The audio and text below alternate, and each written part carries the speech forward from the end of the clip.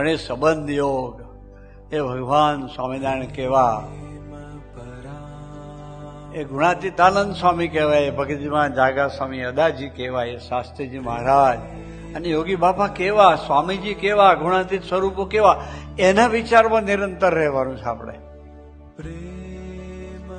એના બદલે આપણે આપણા સાથી મિત્રના વિચારમાં રહીએ, એના દુઃખમાં હું ડૂબી, સારી વાત છે, પણ એ આપણું જીવન નથી. એક વખત પ્રાર્થના કરીને પછી છૂટા પડવાનું છે. હા, પ્રાર્થના દિલથી કરવાની કે મહારાજ બળ આપજો, કૃપા કરજો. ભક્તો માટે કરાય પ્રાર્થના,